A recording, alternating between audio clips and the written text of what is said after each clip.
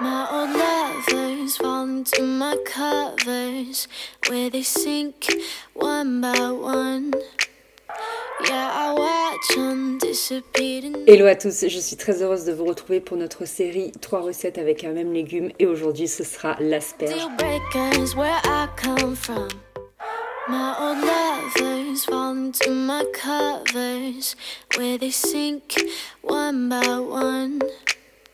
Yeah, I watch them disappear to nothing. C'est un légume que l'on retrouve que de la mi-mai à la fin juin, alors franchement il faut en profiter, il faut y aller à fond. Je vous propose d'abord de faire des œufs cocottes, mon dieu la recette est tellement simple et c'est tellement bon. Comme d'habitude, toutes les mesures sont sur le blog et le lien est en barre d'infos. Donc on va faire cuire nos asperges à la vapeur, moi c'est la cuisson que je préfère, je trouve qu'elles sont délicieuses ainsi. Ensuite vous prenez des petites cocottes, donc moi j'ai celle-ci, je ne sais plus d'où elles viennent, c'est ma maman qui me les avait offertes. Et vous allez disposer les petits tronçons de vos asperges à l'intérieur et garder la tête pour la mettre bien au-dessus pour que ce soit joli. En fait, c'est purement esthétique. Ensuite, vous prenez votre chorizo que vous coupez en rondelles et vous ajoutez... Moi, mes cocottes étaient vraiment petites, donc j'ai mis 3-4 rondelles par cocotte, mais ça dépend de la taille des vôtres. Ensuite, cette fois-ci pour cette recette, j'ai pris de la crème entière à base de lait de vache. J'ai pas pris de la végétale parce que je voulais quelque chose de vraiment gourmand. On n'obtient pas tout à fait la même chose, mais vous pouvez tout à fait utiliser de la végétale si c'est ce dont vous avez l'habitude. Donc je remplis mes cocottes quasiment à 2/3. Ensuite, je mets un petit peu de gruyère sur le dessus.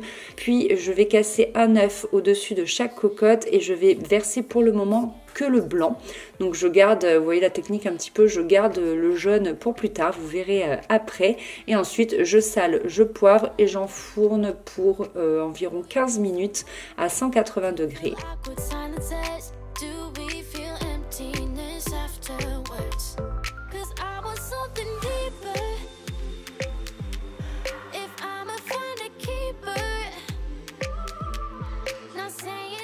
Une fois que c'est cuit, vous voyez là, le blanc a bien durci, les asperges sont bien dorées. Je vais rajouter le jaune de mon œuf et là je vais faire cuire 2-3 minutes, vraiment pas trop longtemps si on veut qu'il soit bien coulant. Franchement c'est une recette mais tellement gourmande et cocooning, c'est trop bon avec du bon pain là, c'est une tuerie. Il faut que vous testiez et que vous me disiez ce que vous en pensez.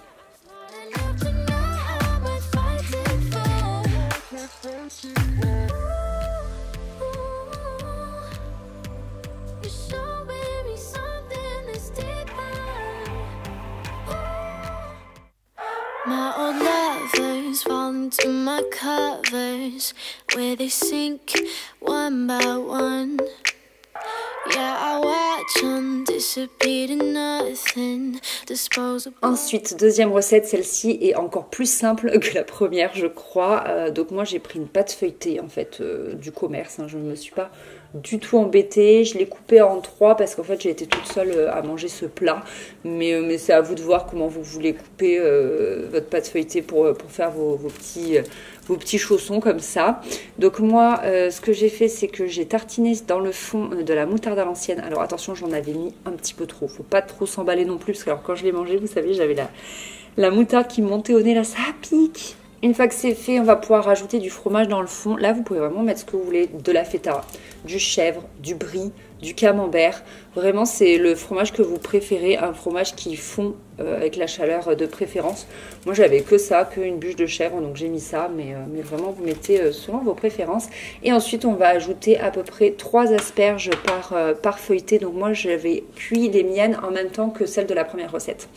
Donc c'est pour ça, et j'ai gardé que le haut pour que ça dépasse un petit peu. Vous voyez, je fais comme ceci. Ensuite, je vais replier un petit peu pour faire des chaussons. Je me débrouille comme je peux en fait avec la forme de ma pâte.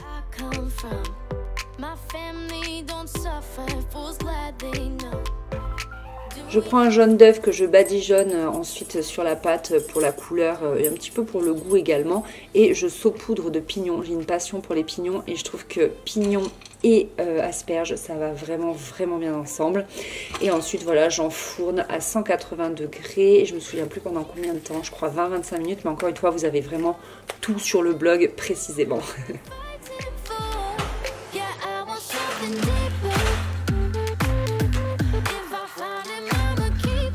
Pour manger sur le pouce, c'est vraiment une recette géniale. Moi j'ai mangé ça avec un grand bol de soupe et c'était parfait. J'ai mangé 2 feuilletés je crois. Le troisième je l'ai gardé pour le soir pour mon chéri et franchement c'est une très très bonne recette. On peut le faire avec plein d'autres légumes et ça dépanne de ouf.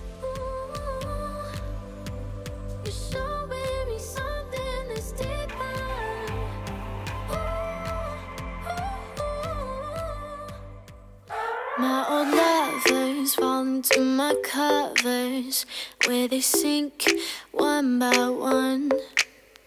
Yeah, I watch them disappear to nothing, disposable as chewing gum.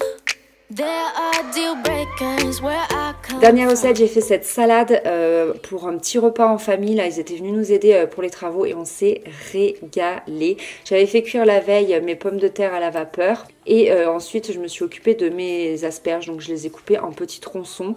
J'ai d'abord fait cuire pendant une vingtaine de minutes à la poêle tous les tronçons et j'ai gardé les têtes à part et ensuite 20 minutes après, donc j'ai rajouté les têtes et j'ai fait cuire encore à peu près 10 minutes. Pendant ce temps, j'ai pu préparer le reste de ma salade. Donc j'ai commencé par les radis parce que finalement, dans cette recette, le plus long, c'est les radis, les laver, les équeuter, etc., etc.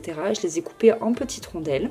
J'avais fait de même avec mes pommes de terre, comme vous l'avez vu. Et ensuite, une fois que mes asperges étaient refroidies, je les ai ajoutées à ma salade.